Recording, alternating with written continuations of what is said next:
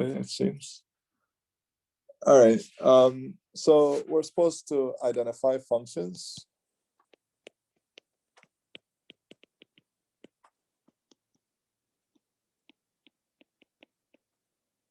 And before I start, real quick, I just want to remind you that a function is a rule that assigns to each input a single output. Just to recap what we did yesterday. And in addition to that, we talked about the input values being the domain and the output values being the range. And two things that you should always look out for would be, well, three things as a matter of fact. The first one is you can't divide by zero. So you would always try to divide, exclude that case when you're looking at domains. You can't take the square root of negative numbers, so you would rule those out. And in general, if you have polynomials like sums of powers of x's, then once those powers are whole numbers, then the domain would be everything from minus infinity to infinity. So in the first problem, we had y equals to 2x plus 1. Is this a function? Yes or no? Anyone? Yes, it is function. And you guys would be absolutely correct. And the domain, it'll be everything, right? All reals. And I'll write it two ways, minus infinity to infinity. Part B, y square equals to x square. Is this a function? Yes or no? Yes. So some of you also said no. So I'm getting a bunch of no's and one No. yes. No. Or a few yeses also. All right. So one way to do this would be to try to simplify this. So what's going to end up happening is y would be plus or minus the square root of x squared, which is plus or minus x. You know, we're going to think of it this way. And so ultimately, what's going to happen? So I'll just reiterate again. If x is positive and you square it, you'll get x squared. If x is negative and you square it, you'll still get x squared.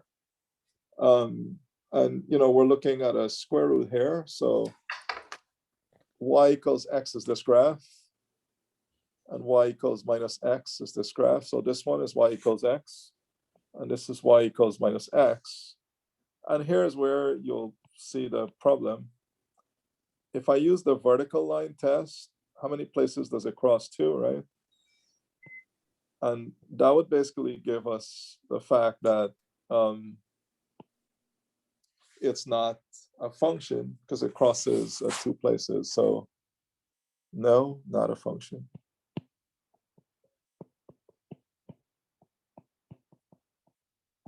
So, you know, it's a little bit subtle to draw, but, you know, once you do that, you're fine. Any questions on this before I proceed? All right, so part C, we have y is equal to x to the fourth minus 3x squared plus 1. This is a polynomial. And we're doing sums of powers of x's, positive, or, you know, there's constant here, it's x to the 0.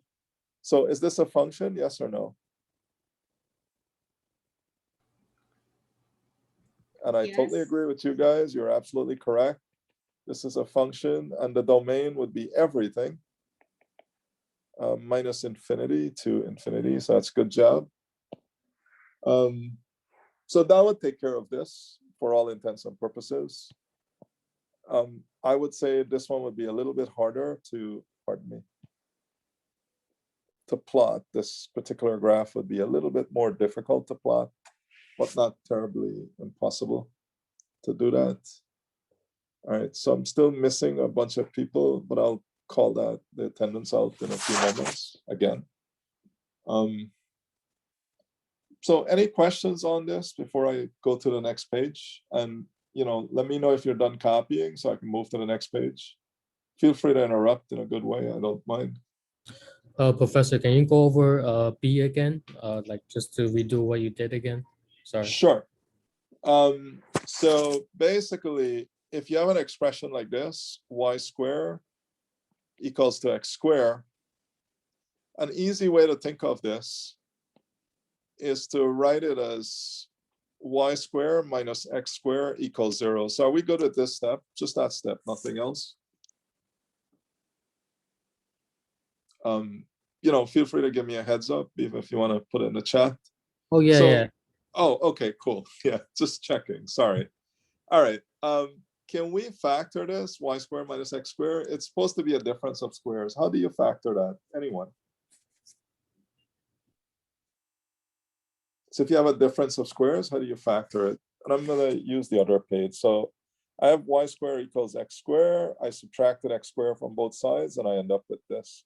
So my question to you is, how do I factor? Or, if you have a squared minus b squared, how do you factor this again? Does anyone remember?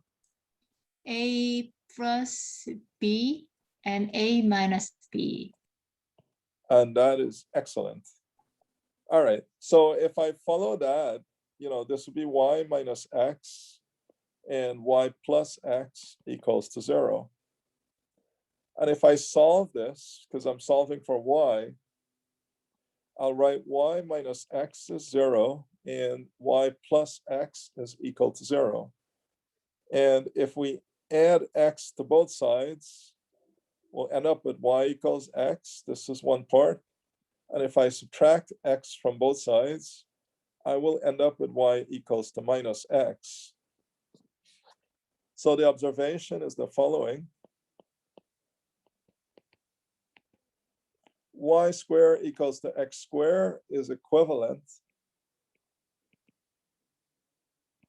to y equals to x and y equals to minus x.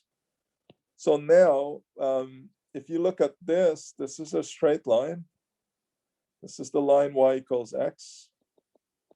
And if you look at this, it's also a straight line, but with slope -1. It's this one, y equals minus x.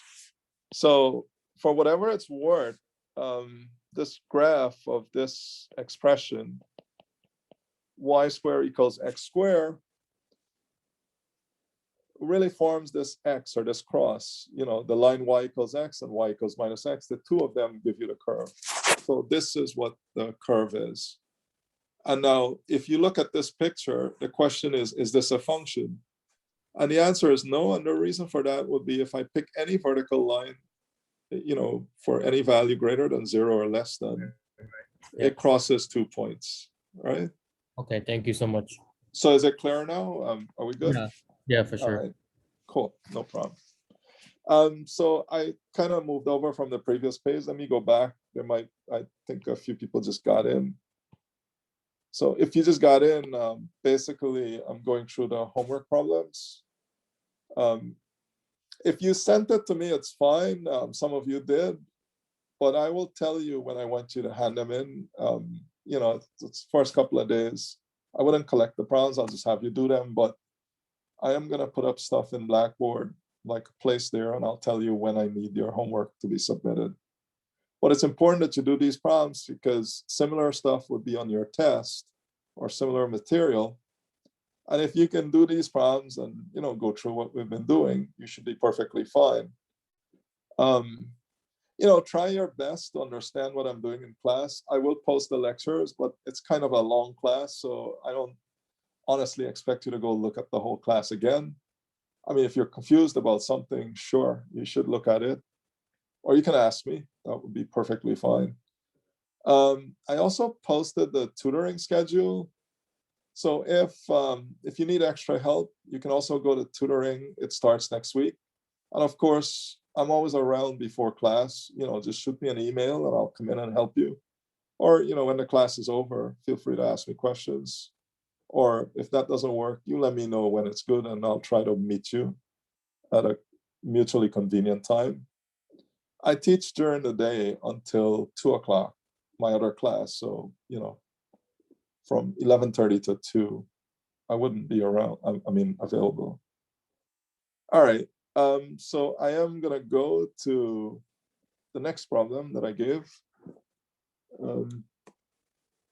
But if there are any other questions on what I did, feel free to ask. So the next problem, number 2, we're supposed to find the domain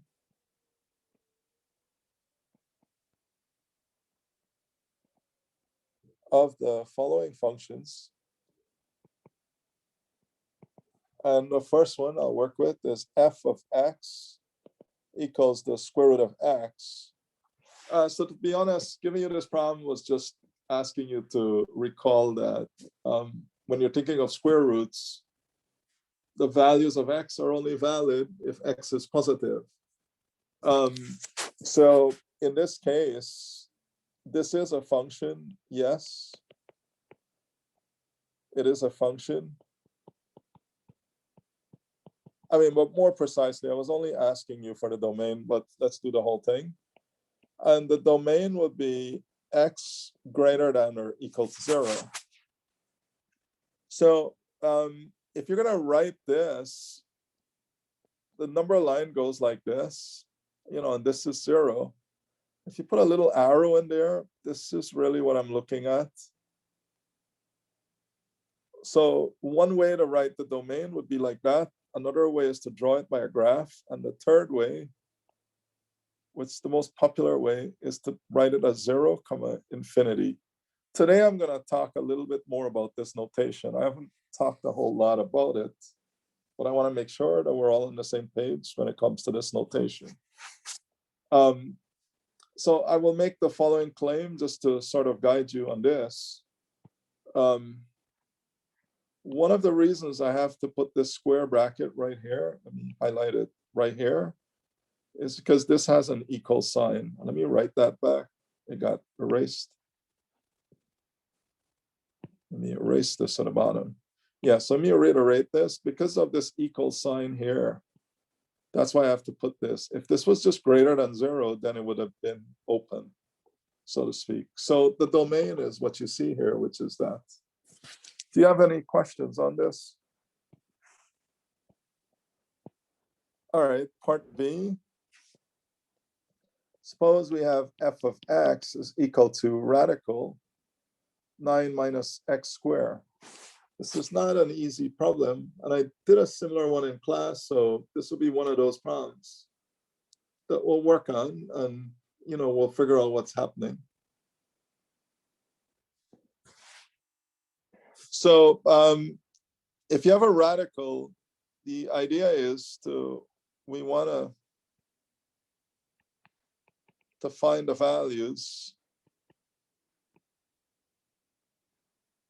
where 9 minus x squared is greater than or equal to 0. So this is an inequality that I have to solve. How do I know that's what I'm going to solve? Because anything under the radical sign must be greater than or equal to 0. So for example, like one of the solutions I received, and this is just to point out that you have to be careful when you write them up. Just finding the split points and then just telling me the domain is no good. You have to actually work it out and show me how you got it. So I have to work this problem out. And there was a list of steps that I gave you yesterday, and we're going to proceed with that now. Because as I mentioned, if you don't put in the steps, then we're not able to give you any credit for it. Because if the answer just appears, it's no good. You have to show us how you got it. So that's something you'd want to be careful with. So I have to solve this inequality, and let's see how we'll solve it. May I give you a question? By all means, yeah, sure. So let's say if I show the steps, but I didn't show all the steps, like half of the steps, but I have like correct answer. So it's gonna count or no?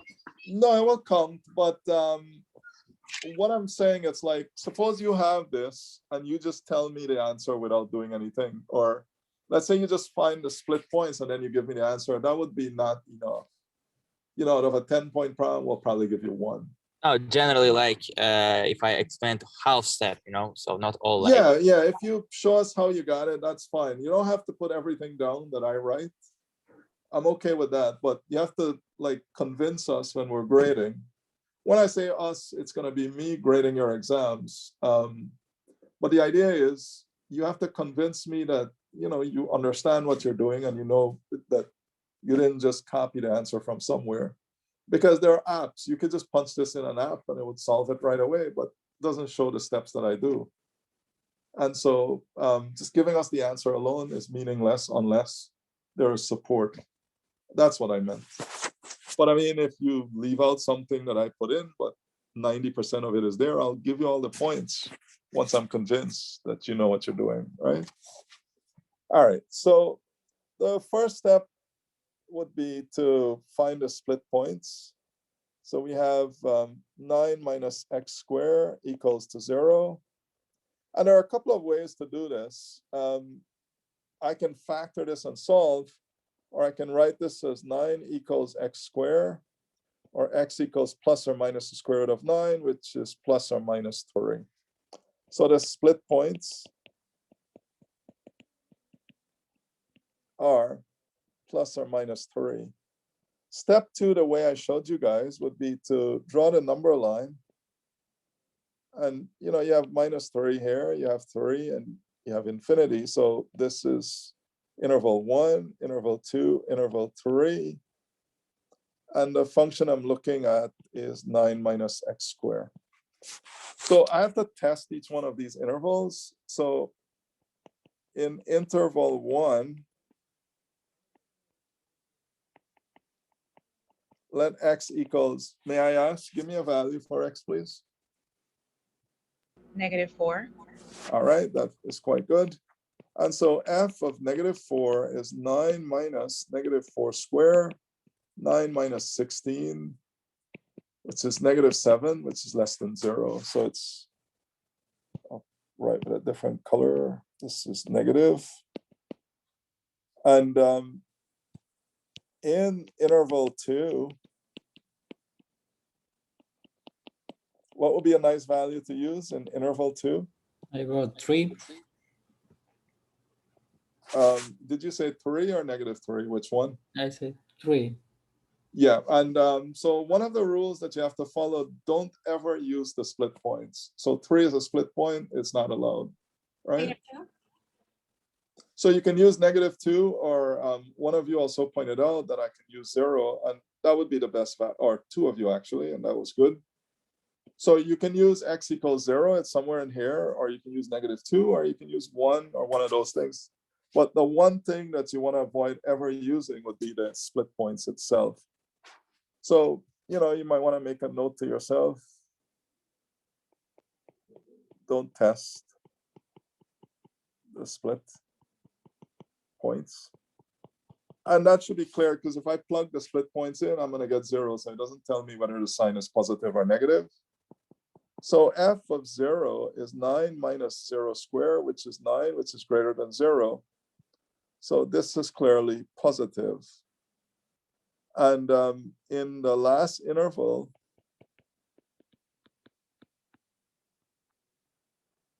pardon me.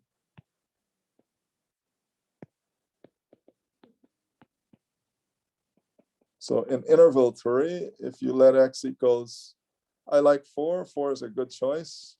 So f of 4 is 9 minus 4 squared, which is equal to -7, which is less than 0.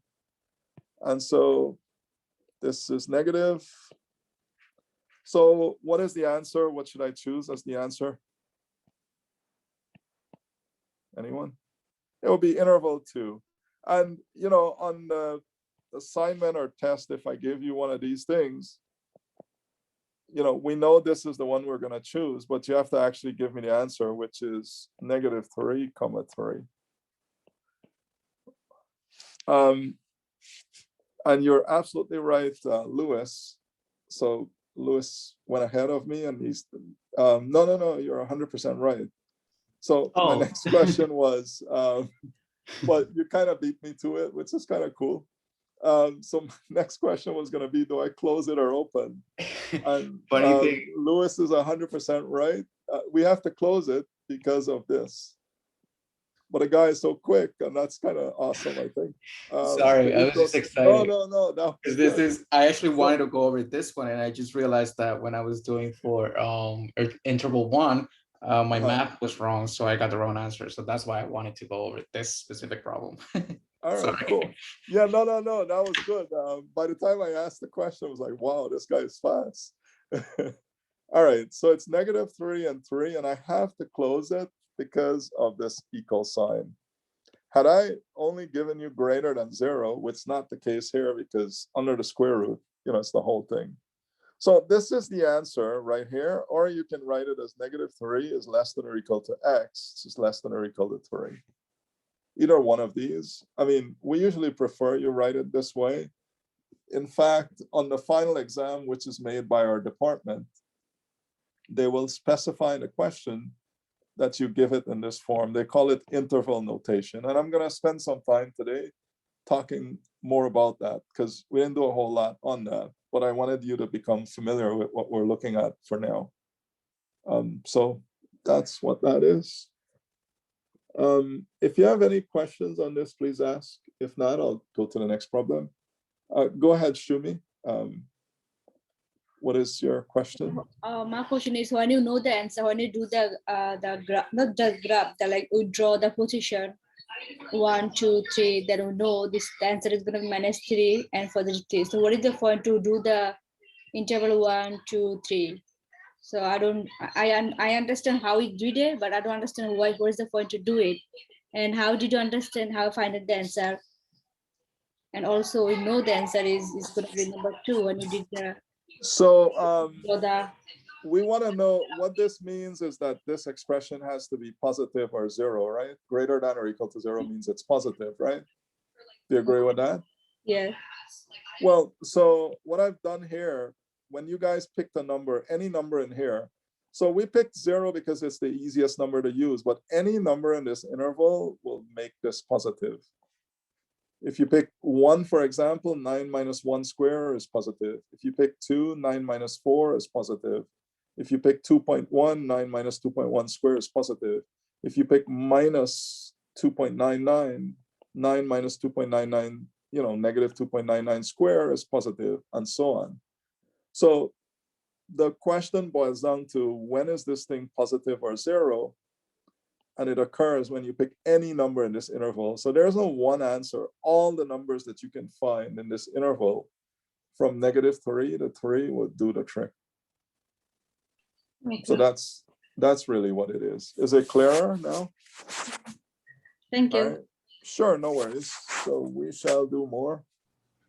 Professor, I have one question. Go ahead. Yeah, when we write the intervals, is interval 1, 2, and 3 all the time have to be alternate, negative, positive, negative? Or can be something like negative, negative, and positive? It can be negative, negative. So I like the fact that you made that observation. I don't want you to use the rule, but when I was a student, to be honest, I made the same observation you did, and I used to use it as a way of checking. So whenever you have quadratic expressions, like if you have anything like x squared minus 5x plus 2, or 9x squared minus 3x plus 9, or anything of the form ax squared plus bx plus c, they always alternate in sign. So if the first one is negative, I already know in advance that it's going to go negative, positive, negative. Or if this was positive, it'll go positive, negative, positive. However, I still check it to convince myself. But in general, this would be the way it would work for quadratic expressions of this type. And that's a good observation, but we don't want you to state that since I haven't proven that. You should check it, but by plugging in points. But then a cool thing on the side, and you make a note to yourself that, whenever I'm doing this, once it's quadratic, the signs are going to alternate. Yeah, Professor, yeah, because I use the minus plus or minus 3. When I use that one, I get a negative, negative, positive. That was the reason I was asking in the intervals. When you say you choose plus or minus 3, you're not plugging in plus or minus 3, right? No. You're plugging values in the intervals, not just.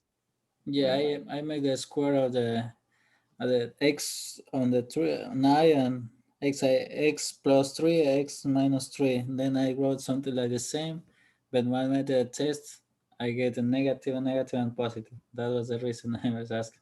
All right, yeah, it works that way, but you have to be careful how you set that up. So Akmal, this is solving, well, you know, the problem asks you to find the domain, right? So this is finding the domain of a function. But what is involved in finding the domain is to solve an inequality, and that's what I'm solving here. So this business that I taught you yesterday, and I'm doing again today, is to solve an inequality. So there are two things at play here. Number one, the domain of a function. And number two, solving an inequality. So that's the two topics I'm looking at in this sense.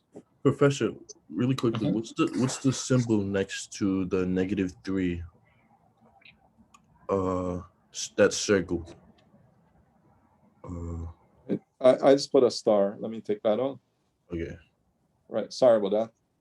Yeah. So while I was explaining, I kind of put a check mark on it, but I don't want you to think it's a symbol. It's nothing more than a check.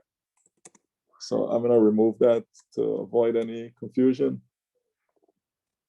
Any other questions? All right, cool.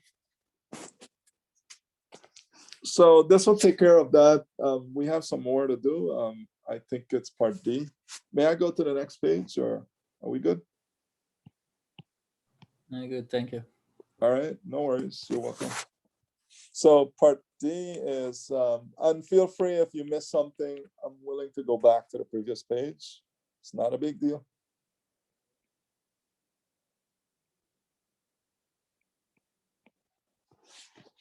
So this one, we have a fraction here. So whenever we have fractions, make certain that you're not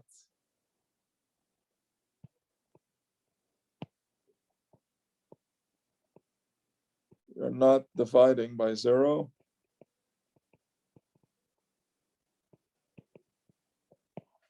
And so the idea here is, when is the bottom going to be 0? So we have to figure that out. So if we let the denominator or the bottom of this fraction equal 0, well, how do you solve this? There are a couple of ways. You can let x squared equals 9.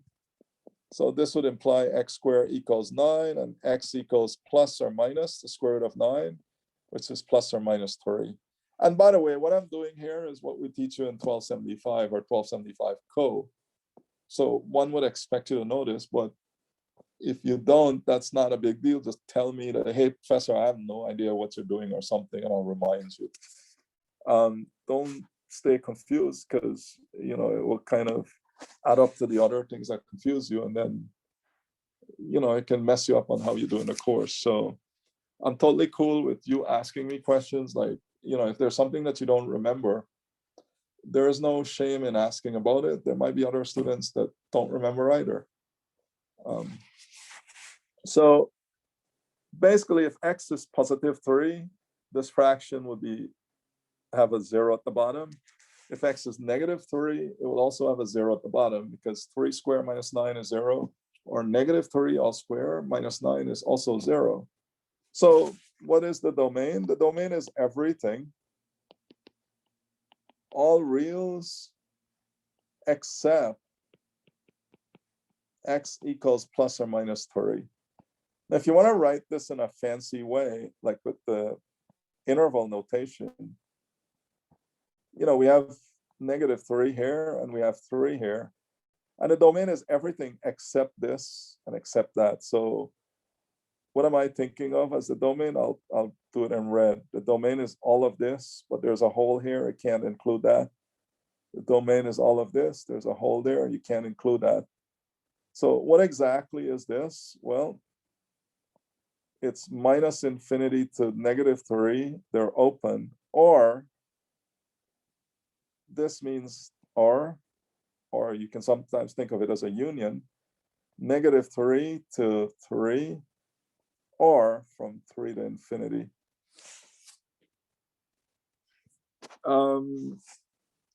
Not sure what the question is.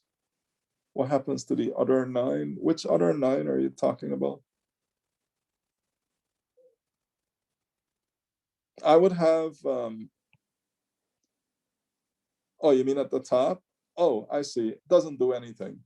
So the 9 at the top doesn't do anything. In fact, the only time we're going to have trouble is with the denominator. So that's just there to confuse things, so to speak.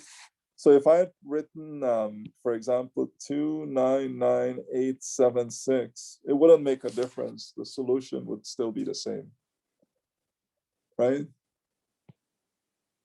Providing it's a number, doesn't affect anything, right? So I see what you're saying, yeah. So that does not contribute anything to the issues here. The only place that would have issues at the bottom. So no matter what we write upstairs, it wouldn't affect anything. I'm gonna leave it the way I wrote it just because, I don't wanna change the problem. But it is important that you know that even if I put like 55 or we're in the year 2021, if I put 2021 on top, wouldn't make a difference. It's exactly what it is, right? The easiest way to write this domain, by the way, would be just say all reals except these guys. If you're gonna write it in a very fancy way, you can of course use this. There's no need to do that, but that would be, another way to write it.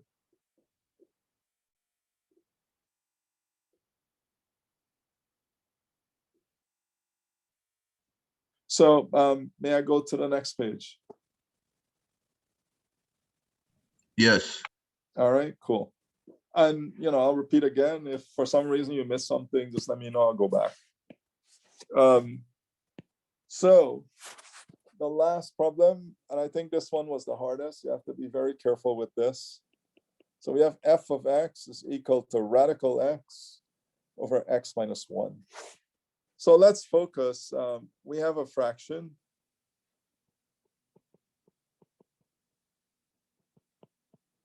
So you must check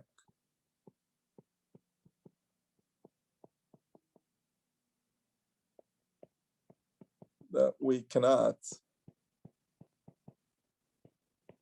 divide by 0. When would this fraction be messed up if we just focus at the bottom? For what value? Anyone? Very good. 1. So you would want to tell us x equals 1, but I get the point, just to be precise. So x minus 1 equals 0. So if you let x minus 1 equals 0 and you add 1 to both sides, you'll have x equals 1. So observe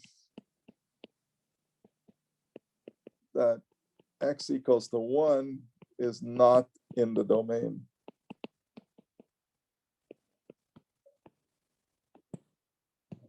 But I'll reiterate again, this is not a trivial problem in that we're not done yet.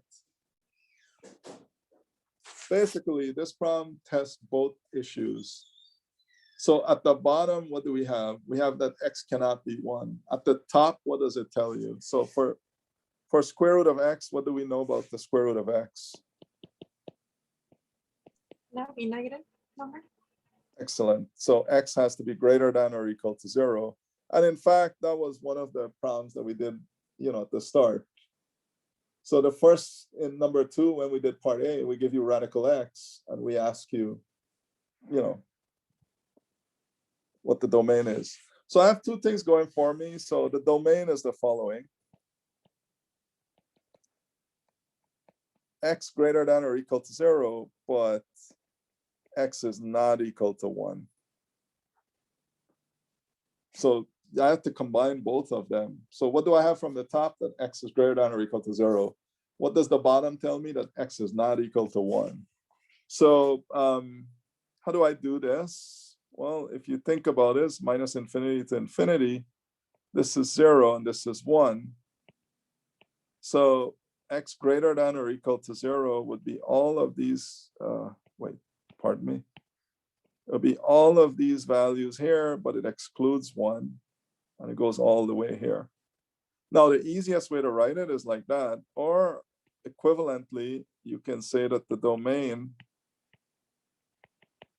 is the interval from 0 to 1. It's open here because it excludes 1, or from 0 to infinity.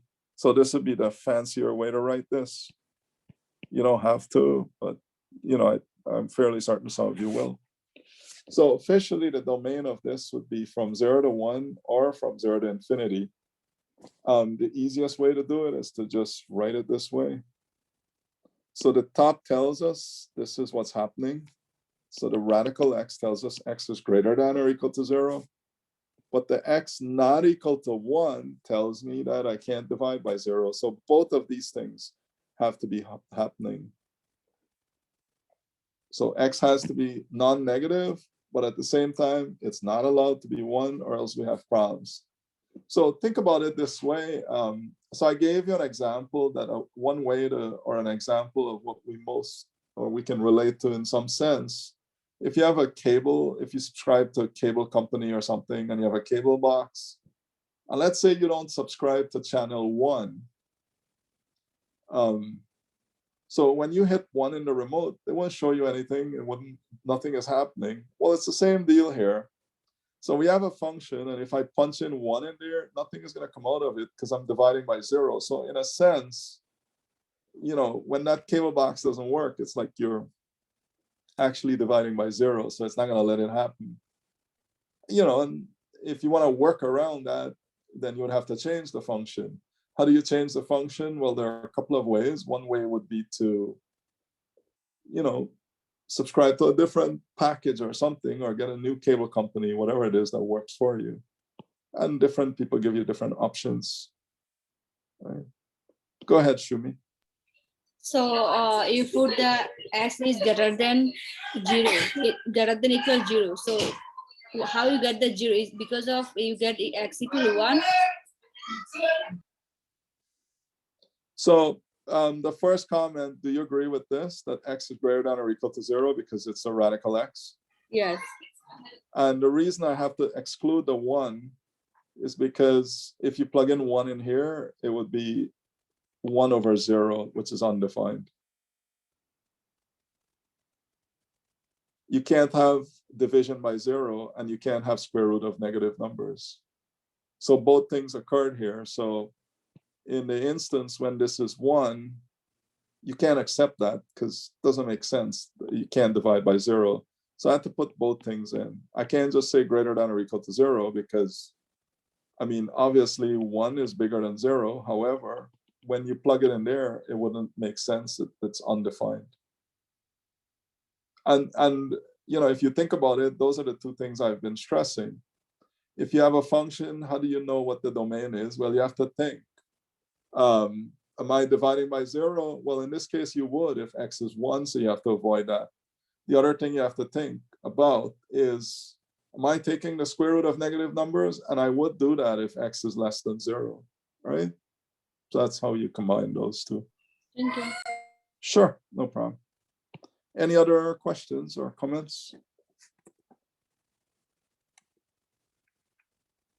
All right, so we shall continue. There were more problems. I think the other ones was to solve inequalities, and we'll do that. So solve the inequalities.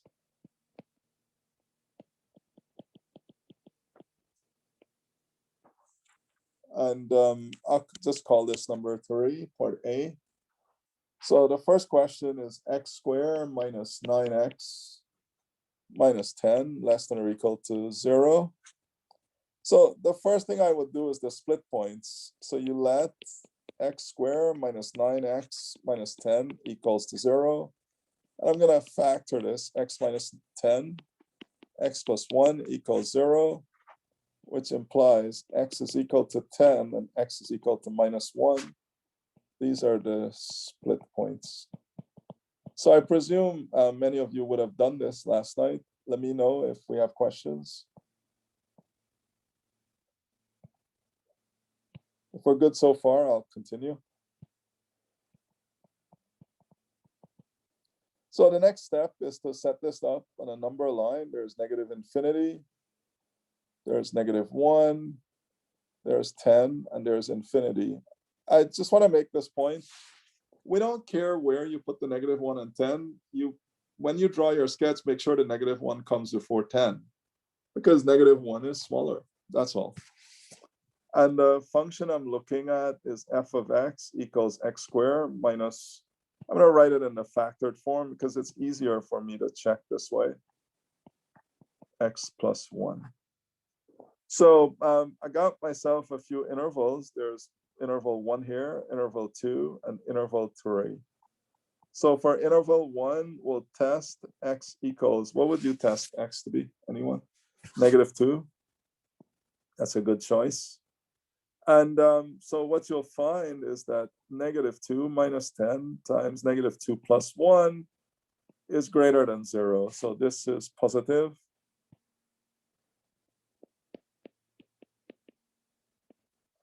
And so someone raised an excellent point earlier in the class that, the signs, they observe it alternate. So, honestly, I can say this will be negative and this will be positive.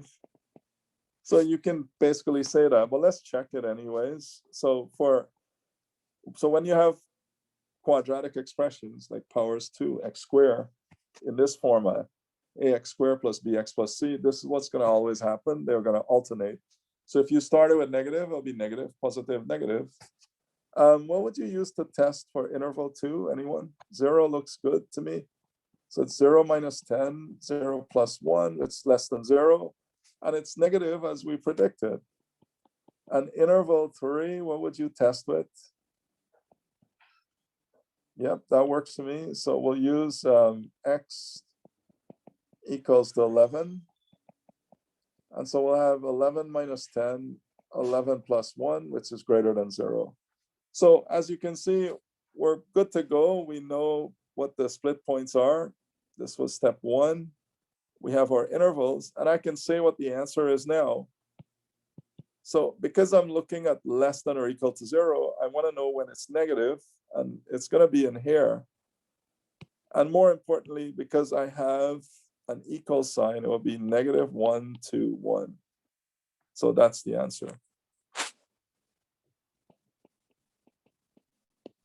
It should be -1 to 10.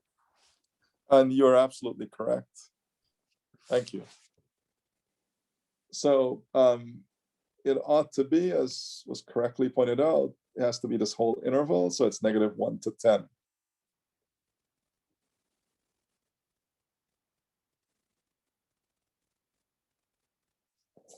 You mean interval 3? So Yes. basically, sure. So someone recommended that we pick 11, which I'm totally cool with.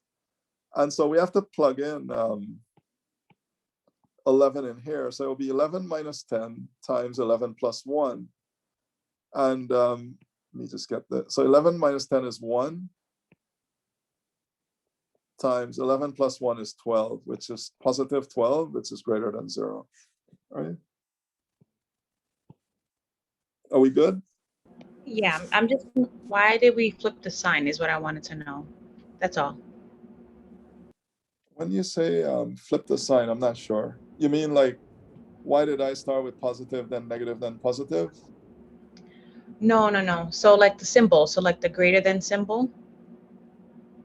That's Mhm. only thing I was asking about. So I was just confused on like, I know why we switched it for interval 2 because it was negative, or no, sorry, for interval 1 is because it was negative. But I was just curious on why 3, if it didn't, like why did it switch? That's the only thing I'm asking.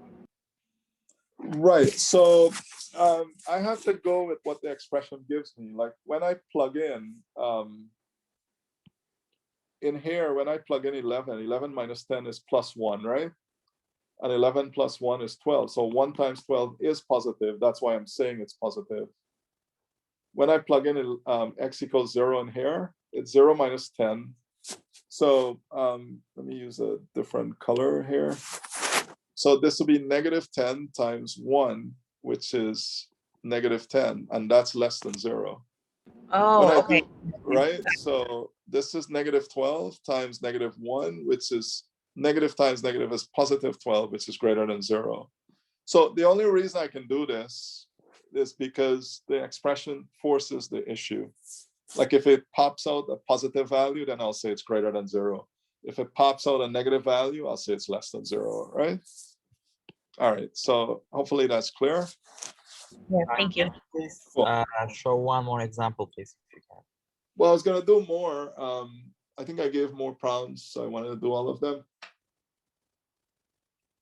So I just did 9 minus x squared earlier, so I'm not gonna repeat that one. So part B I did earlier because it was also part of the domain. So I'm gonna make up another problem. So suppose we have x squared minus 12x. So let's see, we can go minus 13. And suppose I want to know when this is greater than 0. So the first step is to find the split. So let x squared minus 12x minus 13 equals 0. You can factor this as x minus 13, x plus 1 equals to 0. And if you solve this, you'll have x is 13 or x equals to -1. I want to make this claim, but normally when we give you problems like this, we expect you to be able to factor it. If you weren't, or if I wasn't able to factor this, I would have to use a quadratic equation. You know, that equation that most of you would have seen in 1275 or an equivalent class, where if you have like ax squared, so I just want to remind you of this. If you're solving this, x is minus b plus minus b squared minus 4ac over 2a. So this is the quadratic equation. And if you couldn't factor it, this is what you would do. And if you don't remember how to factor it, you can do this, but I would prefer you factor it. It's a lot easier to do. So these two would be my split points. And the next step would be to set it up. And so here there's -1, here there's 13. And we have the 3 intervals, 1, 2, and 3. So I gave it a function, which is this, and I'm gonna write it in the factored form because it's easier for me to work with this way. So in interval 1, what would be a good value to test? Nicely done, x equals -2. So that would mean I'll have -2 minus 13, -2 plus 1, which is -15 times -1, which is +15.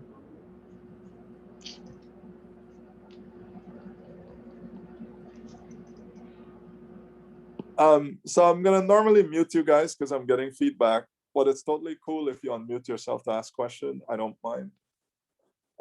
So if we do the following, then this number is positive, so it's greater than 0. And I'll just say positive here. Now, based on what we were doing just now, I already know this is gonna be negative and this is gonna be positive. Well, let me work it out. But it's nice to know that because then, you know, I'm fairly certain how things are gonna work out. What would be a good value here? X equals what in interval 2? I would go with 0, I like that. And someone is ahead of us with interval 3, of course, we'll use your 14. So we have 0, no worries. This is good. So it's 0 minus 13, 0 plus 1 is -13 times 1, which is -13, which is negative or less than 0. So it is exactly what I expected this to be negative. And, you know, I haven't done the last one yet, but you'll see that it's going to be positive. So when we do 14, we have 14 minus 13, 14 plus 1, which is 1 times 15, which is 15, which, oops, excuse me, which is greater than 0. So I'm practically done. I just need to find the answer, and I'm going to do that in a minute. So we want to know when this thing is positive because of this. And when is it positive? Positive in intervals 1 and 3. And so ultimately, your answer will be interval 1 is negative infinity to negative 1. I have to leave this open because we don't have an equal sign on this. So that would force that to be that way. Or from 13 to infinity. And that's how it's set up. So ultimately, this is your answer. Any questions or comments, feel free to make them.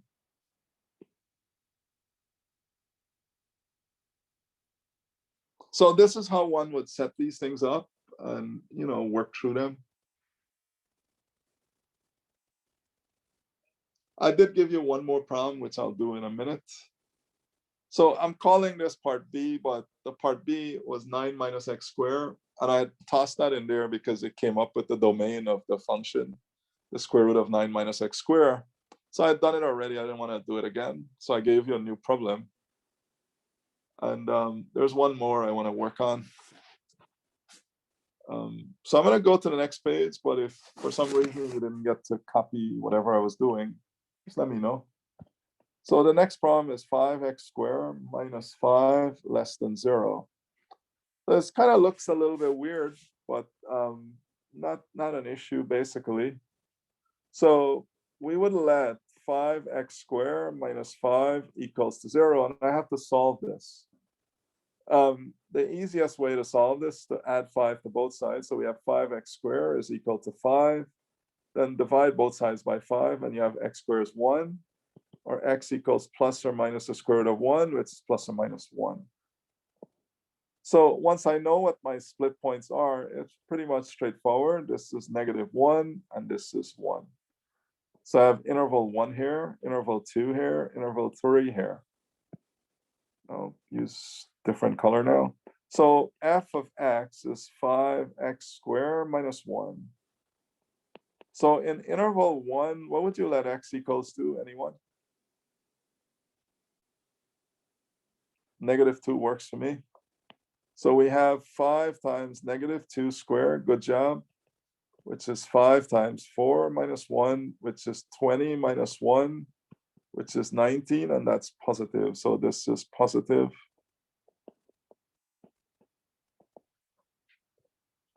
In interval 2, what would you let x equal to? Very good. And so that would be 5 times 0 squared minus 1, 0 minus 1, which is -1, which is less than 0, so it's negative. And by the way, this would be positive, but I want to check it. I don't want to have you guessing. It's usually not a good thing. All right, so what would you let x equal to? And very nice, 2 would work perfectly. So 5 times 2 squared minus 1, which would give you 19, which is positive. So we want to know when this thing is less than 0, and that's here, this interval. So the solution is the following. Interval 2, and interval 2, of course, is -1 to 1. And that's your answer.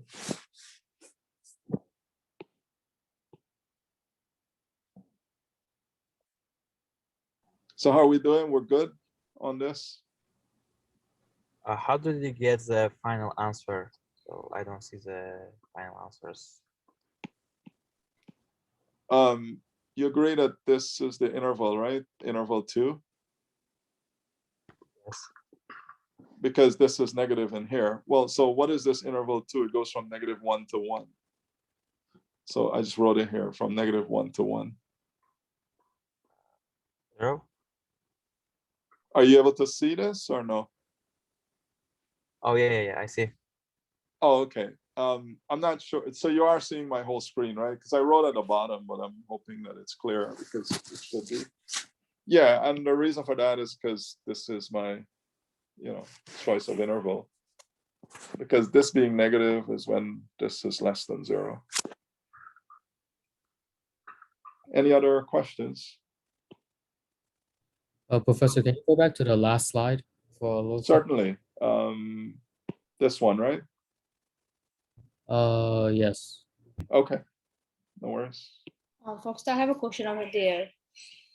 Okay. So for the after the drawing, you put fx equal x minus 13 x plus 1. You see, you put the equation. You didn't put the main equation, right? You put the Yeah. And the second page you just did. Can you go back the next page, please? Give me a moment. Let me make sure Okay. the other guy. So Okay, so so my you're- question is, in over there, I saw you put the main equation. In this one, the square minus 12x minus 13 greater than 0. So what is difference?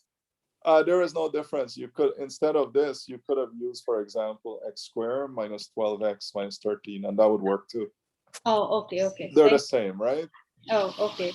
So I used the one and then the other just to give you an idea that it didn't matter which one I use. Right? Oh, okay, I see. Okay. All right. Sure. And Louis, you had a question? Go ahead. Oh, Shumi basically asked the same questions that I had, whether for the testing purposes, you would like us to use the split points or the function, but it's the same. Yeah, it's the same. So personally, I should tell you, I prefer to write this because I don't actually work these numbers out. Like if I'm plugging in -2, I know right away -2 minus 13 is negative and -2 plus 1 is negative.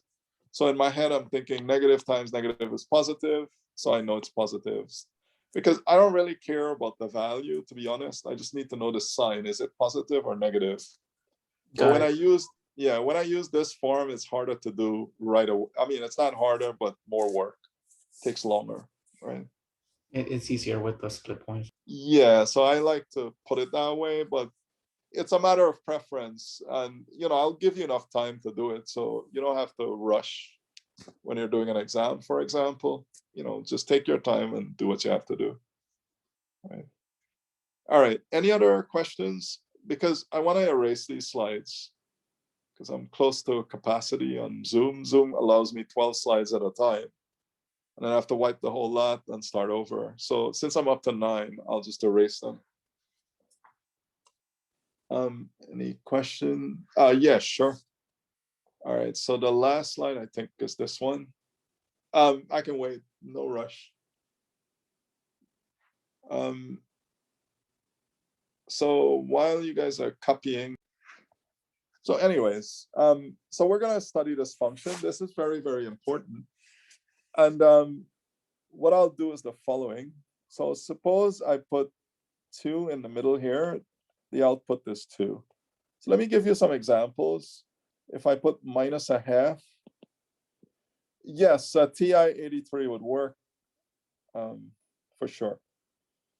If you have minus pi, it's equal to pi minus the square root of 2, square root of 2, absolute value of 0, the 0,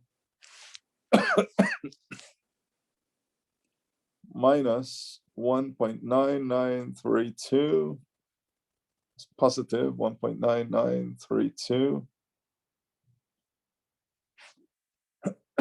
Excuse me. So we have this absolute value expression. And when you punch a number in it, it pops out the following. So like absolute value of 2 is 2. The absolute value of -1/2 is 1/2. The absolute value of minus pi is equal to pi, and so on. Now I'm going to make a statement, and you tell me if it's true or false.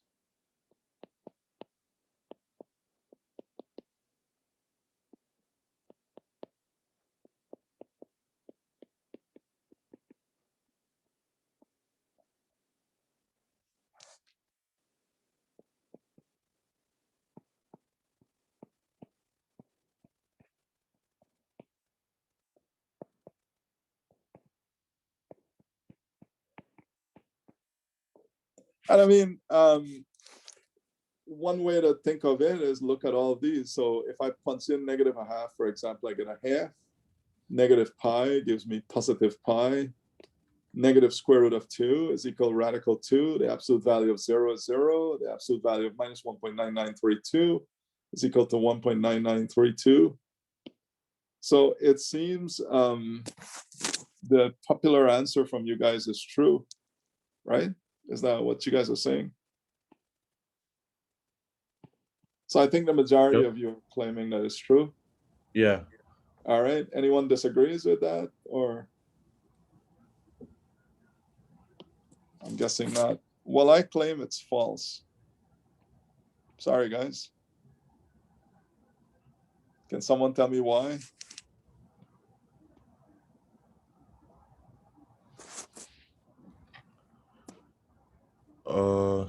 Very nice, Li Chang. So it's actually because of 0. 0 doesn't have a sign. It's neither positive nor negative. So every single number, things will be nice. Like if you punch any number other than 0 into the absolute value sign, you'll always get a positive answer. However, when it comes to 0, things get messy there because 0 is neither positive nor negative. So you can't really claim that the absolute value of any real number is always positive. I mean, this would only be true if I exclude 0, right? So that's where mathematics gets kind of crazy. 99% of the time, so to speak, you'll be correct. But that one messed up time would be when x is 0. It's kind of like when we're talking about domains of functions, you can't divide by 0. That's where it's messed up. But everywhere else, it's usually fine. So be careful with these things. And the reason absolute value of 0 is 0, and 0 is neither positive nor negative.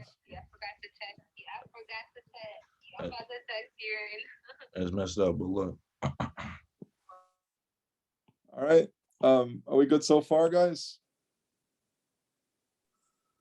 Yes. Okay. So, I'm not saying, I'm happy that you said yes, because as I said, 99% of the time it works. But then there's that one messed up case, the 0, and you have to honor 0 in its own right in that context. Now, the question will be, what does absolute x do? And it's actually the distance. It represents distance. So, if you're at the origin here, and this is 2, and this is minus 2, you can think of the absolute value as being this distance or this distance. So the absolute value would be the distance from 0 to negative 2. What exactly is the distance? It's plus 2. Let's say 2 represents 2 feet or something. So you can think of it as some distance from the origin. That's why we look at it that way. But the bottom line would be, I would need a definition for absolute value. And so this is important. The absolute value of x is equal to x if x is greater than or equal to 0, and it's equal to negative x if x is less than 0. So this already looks weird, but it's true. So suppose I ask you, what's the absolute value of negative 2? To be honest, you don't really need this fancy definition to do it. We already know that the absolute value of any number, if it's not 0, it will just pop out the positive value. So you and I know it's 2. Well, let's use this crazy definition, which is important, to figure it out. So when x is negative 2, if you think about it, isn't negative 2 negative or less than 0? So you have to go here. So if you're going to use the definition, which I don't recommend you do in general, but it's useful to observe what's happening. When x is negative 2, it will be minus 2 because it's in this line, this branch, so to speak. And minus 2 is equal to 2. If I give you the absolute value of 8, it's in this case, 8 is bigger than 0, so it's just x or 8. You know, do I need to do this when I'm finding absolute values? Definitely not. The way to think of it, even though I told you that thing is false, would be when you input any positive number or negative number between the absolute value sign, it will come out to be positive. The only bad case or weirdo case is 0. Well, we know that now, so we don't have to worry about it. But formally, this is the definition. Now, I don't expect all of you to have the calculators yet, so I'm not going to tell you how to access the absolute x, but if you do know, that's kind of cool. But one of the things that you need to be able to do is draw the graph. So draw the graph of y equals to absolute x. And so here's the thing. When x is greater than 0, this is y equals x. And so this will be the graph. Y equals to x. And when x is less than 0 on this side, it's y equals minus x, which looks like that. And so when it comes to y equals absolute x, this is what it looks like. And it's a V shape.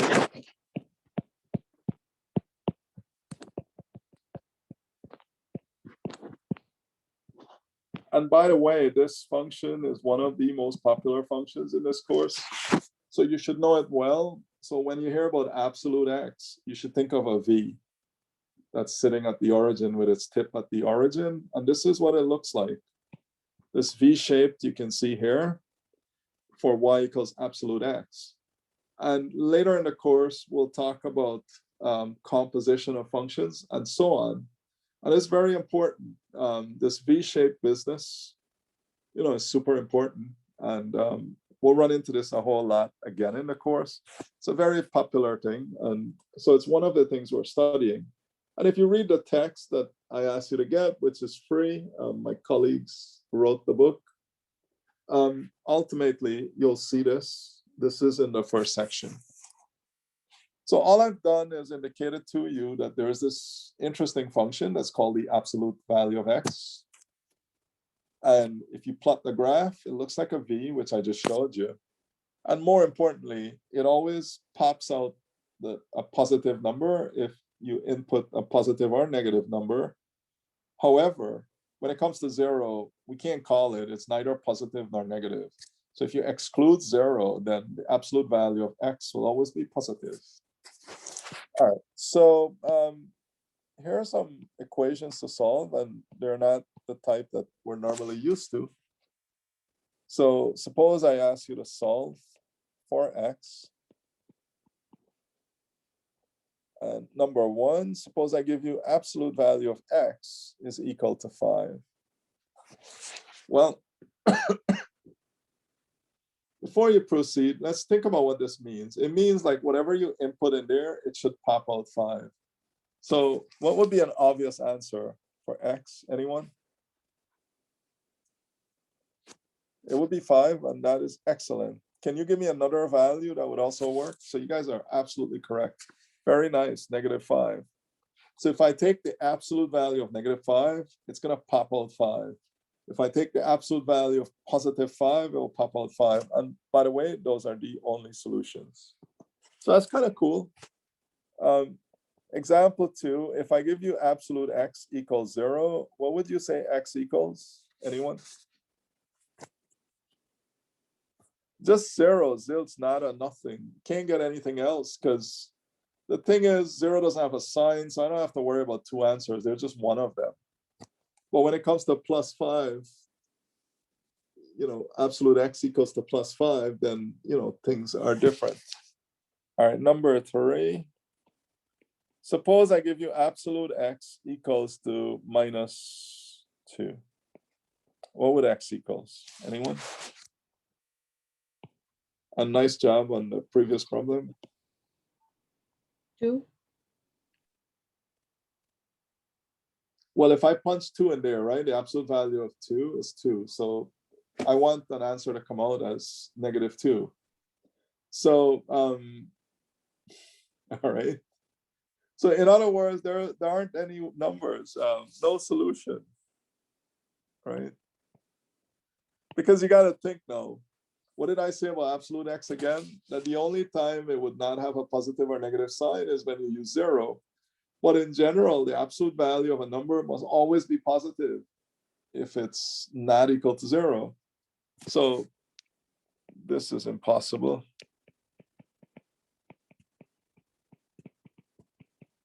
There are no solutions to this. Are we good with that? All right, so you guys are on a roll. Can you repeat it one more time? Why is it impossible? I kind of lost it.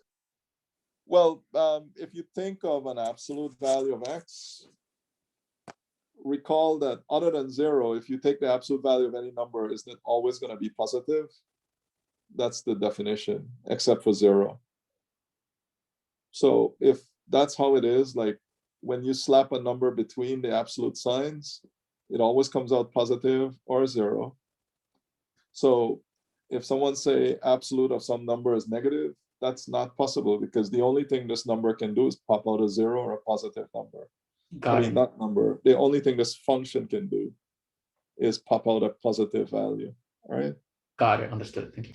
Right. All right. So we'll make things a little bit more interesting. Solve this one. Suppose I give you x plus 5 equals to 3. So if I was you and I'm a student doing this for the first time, I would try to figure out to myself, if I make x, what number would I get 3 out there? Without trying to actually solve it. So Angela is on a roll already. She said x equals -2, and I totally is in agreement with that, because -2 plus 5 would give me 3, and the absolute value of 3 is 3. There is one more. Can someone else tell me what it is? And so Lee Chang gave me another. She's also on a roll. Excuse me. So that's also a nice solution. -8. What is -8 plus 5? It's -3. And then if you take the absolute value of that, that is +3. So you guys nailed it. How do you actually do this? Well, there are two possibilities. You can either say, so you guys looked at it and gave me, but let's say we were actually doing this. So absolute x plus 5 can be written in two ways. You can say x plus 5 is equal to 3, or x plus 5 is equal to -3. Why am I doing this? Because if I take the absolute, let me write this. If I take the absolute value of this, that would be the absolute value of 3, which is 3. And if I take the absolute value of this, it's the absolute value of -3, which is also 3. And then if you go about to solve this, you'll end up with x equals -2. And if you solve this by subtracting 5, you'll get x equals -8. So these two are the solutions which we guessed. Now I have a suggestion for you guys. Whenever you solve problems like this, the cool thing is, especially if you get them on a test, you don't have to work too hard. Like once you get the answer, just punch it in back, make sure that it works, because you don't want to have trouble.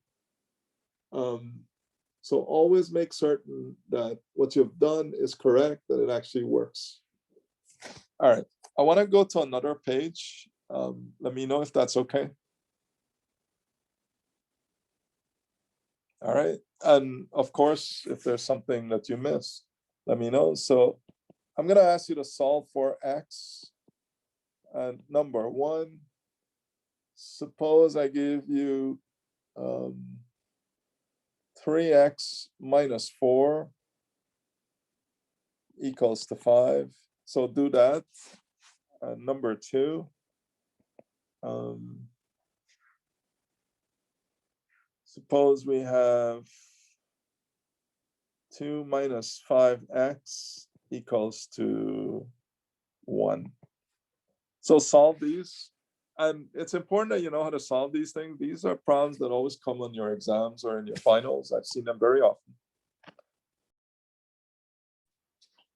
All right, so we should be able to solve this, and we'll mimic what we just did. For number 1, Go ahead. I got x equals 9 and x equals negative 1/3. All right, so let me check that. So we'll have 3x minus 4 is 5. Let me just draw a line here. And this will be 3x minus 4 is negative 5. If I add 4 to both sides, I have 3x is equal to 9. If I divide both sides by 3, I'm going to have x equals to 3. So one of the things you should do is check your answer. So if we believe that this is correct, x equals to 3, just plug it in. What is 3 times 3? It's 9. 9 minus 4 is 5. So absolute value of 5 equals 5. So this checks. In this case, I'm going to add 4 to both sides. So we have 3x is negative 1. Divide both sides by 3. And x equals minus 1/3. Here again, you don't have to believe this. Let's check it out. So this is the check. I'm going to check both. And this would be, the 3's will cancel out. It's negative 1 minus 4, which is absolute negative 5, which is 5. And if you check x equals 3, it's 3 times 3 minus 4, 9 minus 4, which is 5. Right? Yeah, I forgot to divide 3 by 9. All right, no worries. I'm cool with you doing it now, but make sure for my tests, you don't fall for that. And the way to avoid that is to literally check your answer. Yeah. All right. Any recommendations on this one? What did you guys get for this? X equals 1/5 and x equals 3/5. All right. That sounds pretty good. Let's see. So we'll do 2 minus 5x is 1. Or 2 minus 5x is negative 1. If I subtract 2 from both sides, I have minus 5x is negative 1. Divide both sides by negative 5, and you have x is 1 over 5. Some of you wrote it as 0.2. I prefer the 1/5, but they're both correct. Here, if you subtract 2, you'll have minus 5x is equal to negative 3. Divide both sides by negative 5. And you have x is equal to 3 over 5 or 0.6.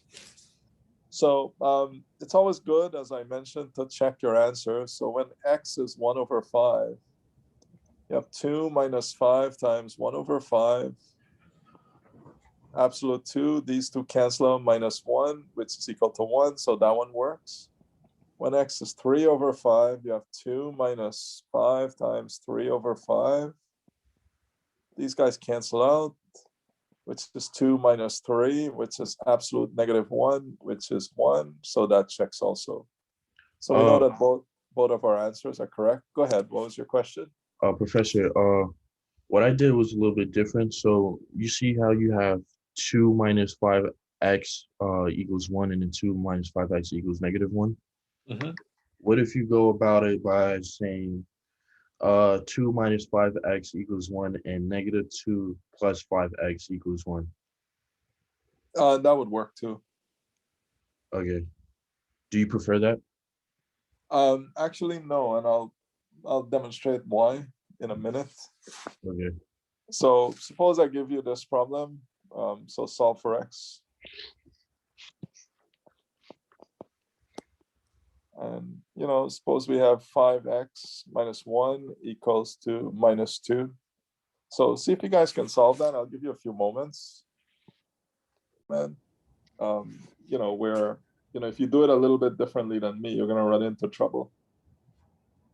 So you got to be really careful. Okay. Well, anyways, if you do this and you try to solve it, always check your answers. And if it doesn't work, that should be a major hint that something is wrong. So the nice thing is, if we ever run into this, we're done. We don't have to worry about anything. Well, there's an important reason for asking you to solve this, because what we really need to get to is the following. And we're going to get to that now. And it's namely solving inequalities. So solve the, don't be sorry, you don't have to apologize doing math. You know, it's okay if you get it wrong. I just don't want you to botch it on my test. So solve the following inequalities. And the first one is absolute x plus 7 less than 2. The next one is absolute 3x minus 5 greater than or equal to 11. And part C, 12 minus 5x is less than or equal to 1. These are very important problems. Every year I see this on your finals, you know, one of these types, and you get a whole solid 10 points. It's not a bad thing. All right, so before you start solving anything, let's think about what we did with the other inequalities. And it turns out that when you're solving inequalities, the same trick or the same technique works every single time. So the good news is, if you know how to solve one inequality, you know how to solve all of them. And what did we do? Well, if I start with absolute x plus 7 less than 2, the first step is to find the split points. And the way one does that is to do the following. So we need to find the split points. And I'll reiterate, the way one does this is to let x plus 7 equals to 2. So can you find the split point for me, please? And then we shall continue.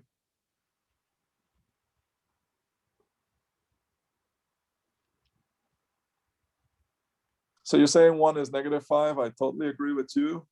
Good job. And what's the other one? Well, 5 wouldn't work. 5 plus 7 is 12. So -9. Yeah. So how do you solve this? You'll do x plus 7 equals 2. And x equals -5. That's 1. And x plus 7 equals -2. And x equals -9. That would be the other. So how does this work? After you find the splits, which you just learned how to do, this goes -infinity. This is infinity.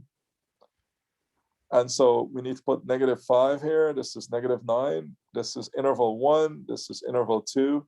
This is interval 3. The book does it slightly differently, but I find this to be most efficient. So kindly follow my method. All right, so interval 1, what do you test?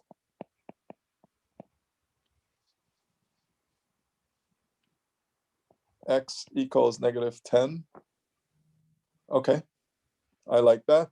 And so you plug it into, so what do we have? X plus 7 less than 2, right? We want to know when this is happening.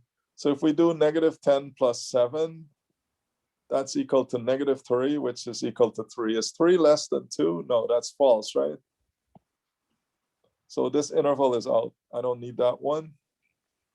Does that make sense? Everyone see what I'm doing? And in interval 2, what would you want to test? X equals what? Very nice. -6 will work for me. So we have here -6 plus 7, which is 1. And 1 is less than 2, so this is true. Yay, so we got interval 2 going for us. In interval 3, test x equals, what would be a good number to test? We could choose 5, but you know what I'm gonna go with? I'll just go with 0. But there's nothing wrong with choosing 5. So x equals 0, I have 0 plus 7, which is equal to 7. Is that less than 2? That's false. So I'm gonna reject that. So the answer to this question is the interval. So the final answer is the interval from -9 to -5. Just to point an obvious fact out, because I've had students get trouble with things like this. I don't want you to be in that scenario. -9 is smaller than -5. Think about if you borrow, $5 or $9. you're in a deeper hole owing someone $9, for example. I'm not saying that you do. So -9 is smaller than -5. And so this is the answer. So I basically worked this first one with you. I would like you to do parts B and C. So we have B and C, kindly do that. So the strategy is to find the split points and then do your thing. Go ahead, Shumi. Can you please explain that test 1, test 2, test 3, and you can cross the 1 and 3? Can you explain it, please? Well, we have this function, sure. We have this function here, x plus 7 less than 2. That's what we want to know when that's true, right? So we have the 3 intervals, interval 1, 2, and 3. So in interval 1, your classmates recommended that I use x equals -10, and I totally agree with them. So if I pick -10 and I plug it in here, -10 plus 7 is -3. And the absolute value of -3 is 3. Is 3 less than 2 or is it bigger than 2? Well, if you think about the number 3, it's clearly bigger than 2, right? So this is false. So I will reject anything from this interval. So that's why I crossed it out. If I pick the interval 2, which is -9 to -5, pick a number in there. So a good number to pick in this interval is -6. If we plug in or substitute -6 in here, it's the absolute value of -6 plus 7, which is the absolute value. Sorry, let me look here. It's absolute value of -6 plus 7, which is absolute value of 1, which is 1. Isn't 1 less than 2? So that is true. That's why I checked this off, because this one gives me what I'm looking for. Now I have to check in this interval. So a good value would be -4. I went with 0 because it's the cheapest thing to use somewhere over there, but many of your classmates gave me 0 and that was cool. I'm sorry, -4, and that was cool. So if I run with 0, which is in here, the absolute value of x plus 7 is the absolute value of 0 plus 7. Yeah, I understand now. You good? All right. I have one more question, sorry. So you No, just don't be sorry. Just x ask. Yeah. equal -10. So this number is randomly just sold, right? Or is different on something else? The x equal -10, is it like different on, or it just randomly sold? Well, I got to make sure that you understand this.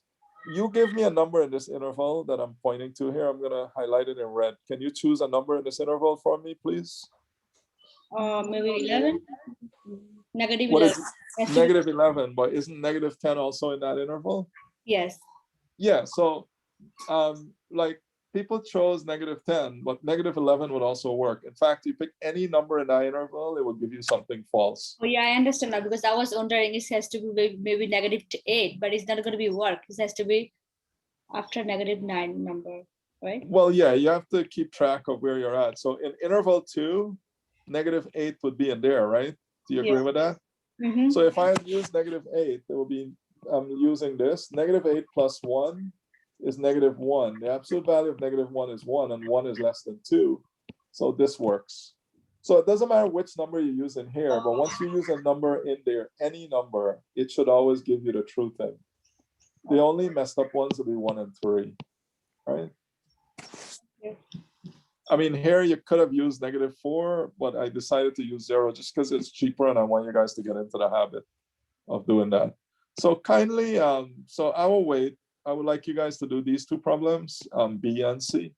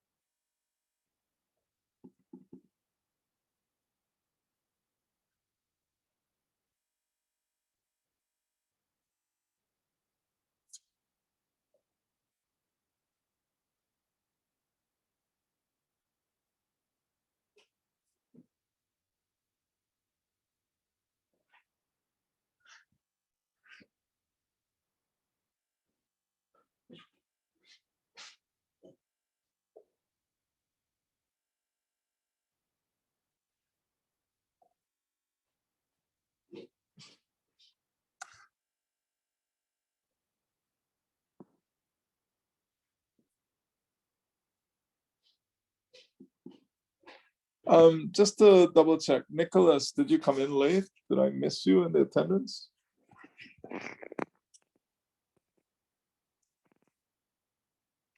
Okay, no worries. I just want to make sure my attendance is up to date.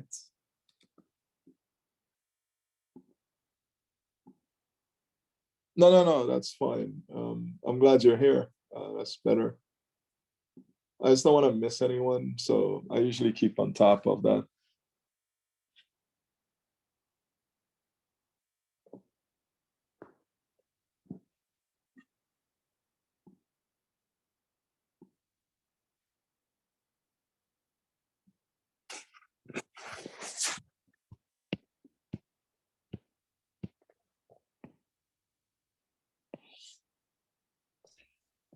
Professor, I'm sorry. Can you please go back really quick? I just need to copy C, the third one. Yeah, no worries. Let me just delete one of these extra pages.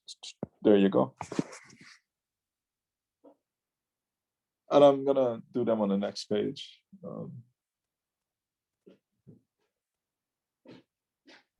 Okay, got it. Thank you. No worries.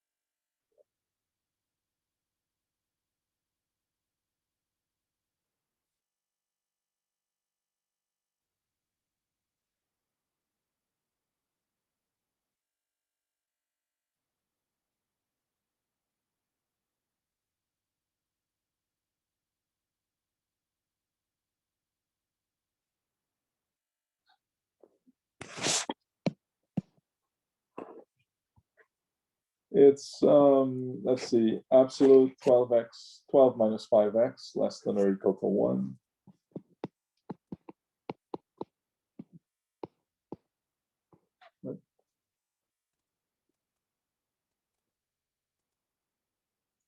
So I'm guessing you're probably done with number 2. That's kind of cool.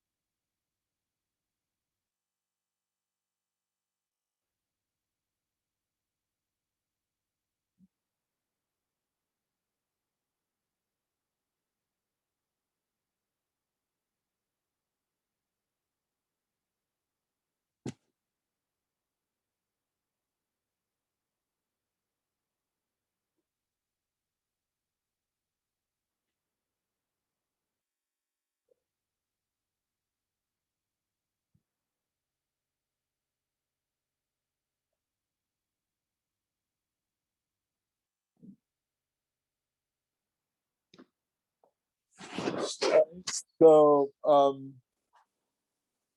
step one, let's do number 2. All right, so we'll check that. Good. I'm glad that you guys got something for me. So for the splits, we're gonna solve this. I'll split this in 2 literally. So we have 3x minus 5 is equal to 11. Add 5. We have 3x is 16. X is 16 over 3. So this is kind of horrible numbers, but what you gonna do? 3x minus 5 is minus 11. Add 5 to both sides. So we have 3x is equal to minus 6. Divide by 3. So x is negative 2. So those are my split points. And no, you can leave it like that. The only thing I would keep track of it like it's 5 point something, because when I'm choosing an interval, I want to make sure I choose the right numbers, right? Yeah, but 5.3 is not exact, so you don't want to really write it that way. That's not cool. So there's negative 2 here, and there's 16 over 3, which is 5 point something. Pardon me. Let me write this better. It kind of came out wrong. So this is 16 over 3. So we got our intervals here, 1, 2, and 3. And let's take this one out. I'll do it in another page or something. So in interval 1, you would let x equals to, what would be a good value to check? 3. You mean negative 3, right? Yeah, negative 3. Okay. Thank you. Someone gave me negative 1. Negative 1 is not there, You go left, they increase in absolute value. All right, so negative 3 is smaller than negative 2. And we're going to check this. So it's 3 times negative 3 minus 5, which is negative 9 minus 5, absolute negative 14, which is 14, which is clearly greater than or equal to 11. So this is true. So we got ourselves a winner here. I'll check this in blue.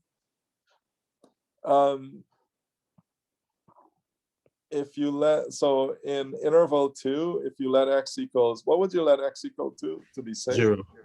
Very nice. All right. Yeah, I mean, 6 wouldn't work. 6, if this is 5 point, right? Oh, you're ahead of us. All right, sounds good. No worries. Okay, so if x is 0, it would be 3 times 0 minus 5, which is 0 minus 5, which is 5. Absolute value of negative 5 is 5.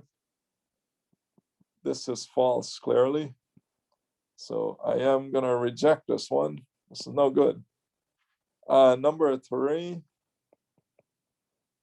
Let me change this. I want to be consistent.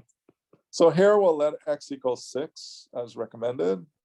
And we have 3 times 6 minus 5, 18 minus 5.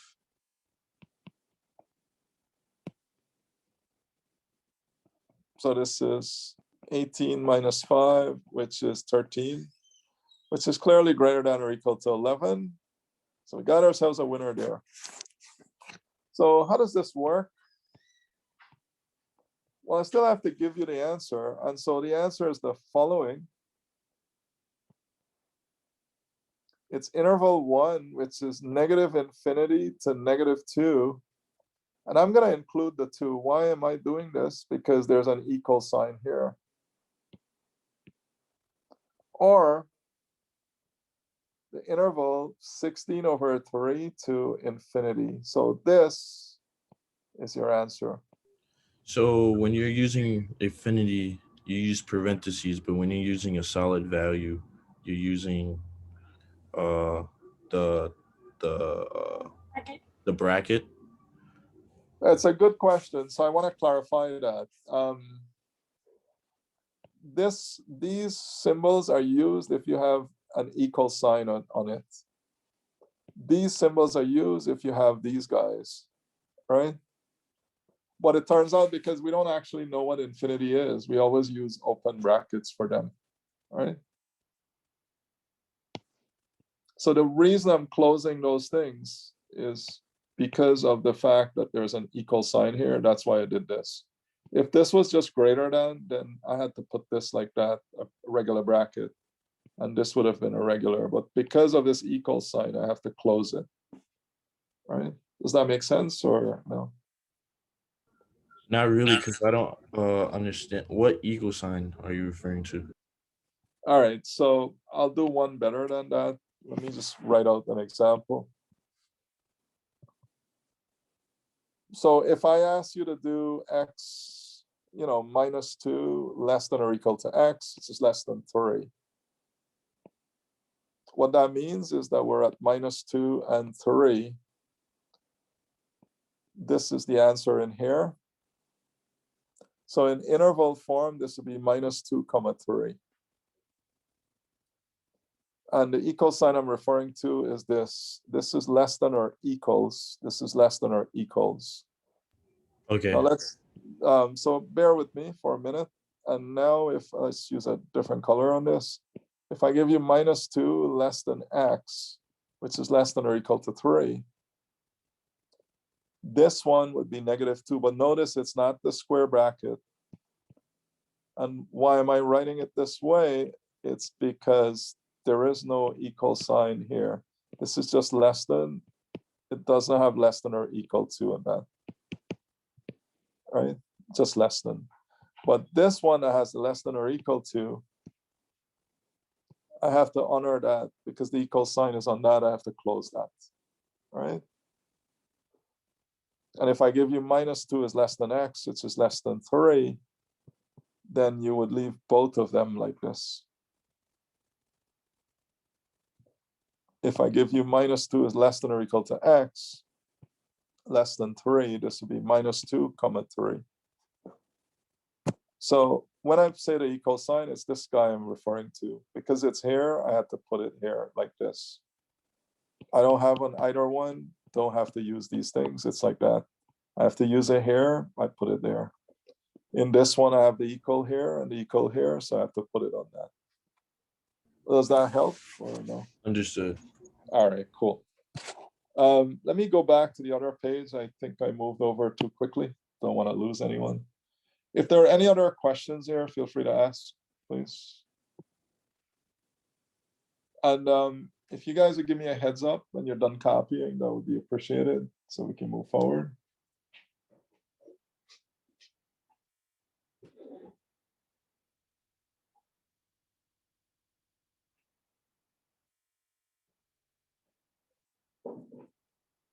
All right, cool.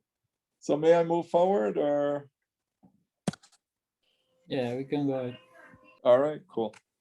Thank you. All right, so I'm gonna jump past there. So there was another problem we had to do, and we'll try to get that one done.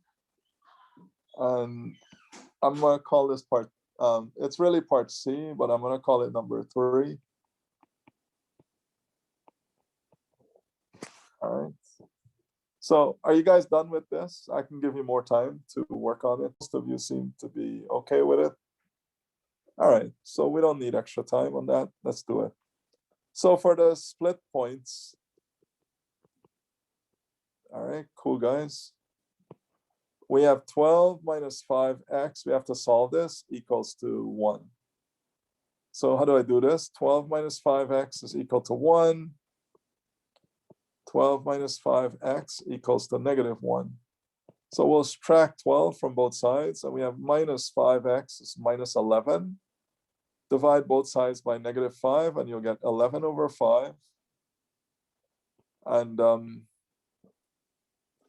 that is precisely what a bunch of you gave me, so that's pretty cool.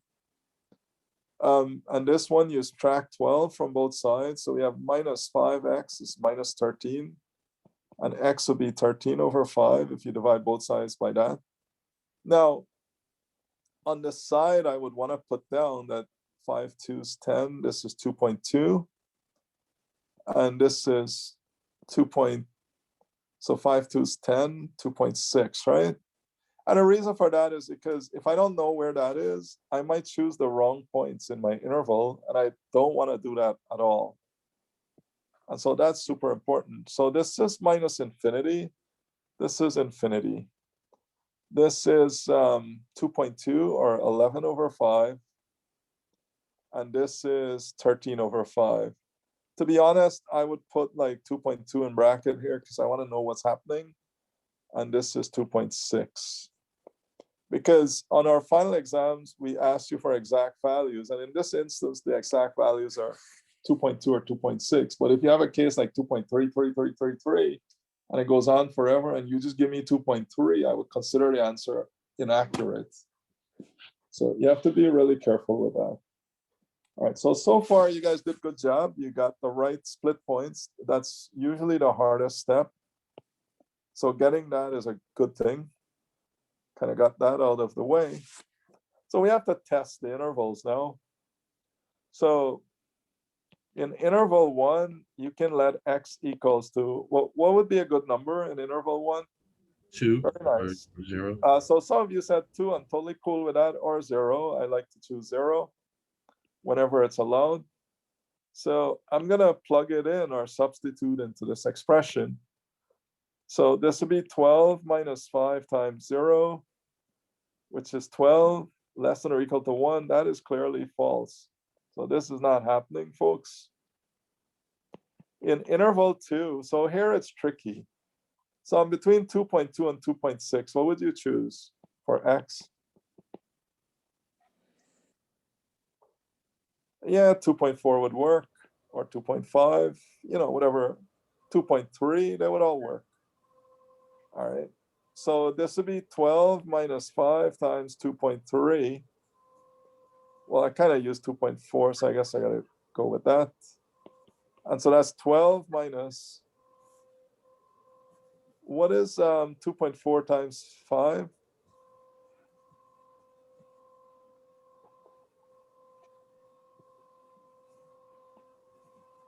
That's 12, right?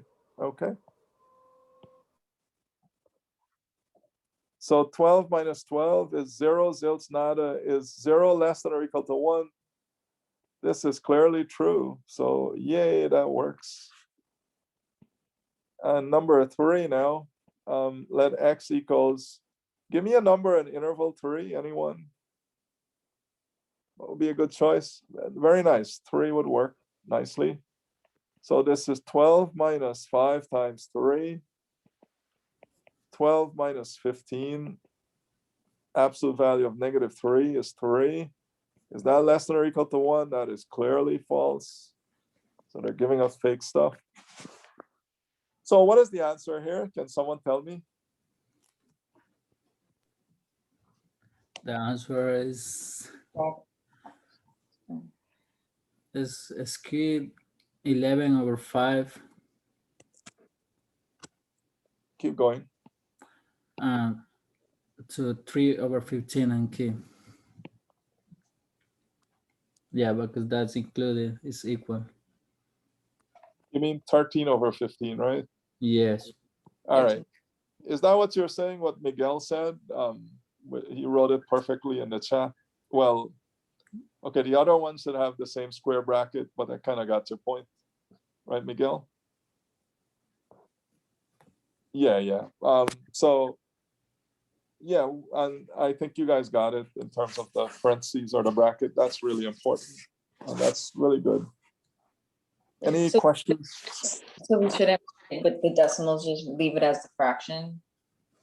I mean, Yeah, because so on your finals and in your test, we'll say give exact values. Now, in this case, if we gave you a problem like this and you ended up writing 2.2 and 2.6, there would be no deduction. But let's say the answer was 5 over 3 and 7 over 3. Now, if you use your calculator for this, it would be 1.66 and it goes on. And this would be 2.33. And if you give me 1.7 and 2.3, this is not accurate because the exact values will be precisely what you have here. Okay. So that's why we want you to avoid this, because students will do this on the finals and then they're like, why did I not do as well as I thought I did, and things like that, because we deduct for these things, and I want you to avoid doing that, right? Okay. But I mean, to be honest, if I'm doing a problem like that, I would still need to know the decimal value because I need to know how to choose my x's in the intervals. Writing both throughout, so I could just leave it like the fraction and the decimal. Yeah, that would be better. But once I see the final answer with the fractions, I'm totally cool with that. Okay. Thank But you. I mean, I myself, I always do the decimals when I'm working with these things because I want to know exactly where I'm at. I couldn't figure out where to put the fractions. Exactly. And no, and I get what you're saying. Yeah, totally. So there's like, you know, the annoying thing is, you know, because we're asking for exact values, that's what we would want. And there are other reasons why we need the exact values, which I'll probably get into if time permits during the course of the semester. But for now, it's very important that we get that. So I want to talk about problems that you should do for homework. And this is from the textbook that I asked you guys to get. It's the free book, so I assume everyone has it. Homework problems. And I downloaded the latest version because I want to make sure that we're all on the same page, so to speak. And so it's pages 11 and 12 of the textbook. And I want you to do exercise 1.4.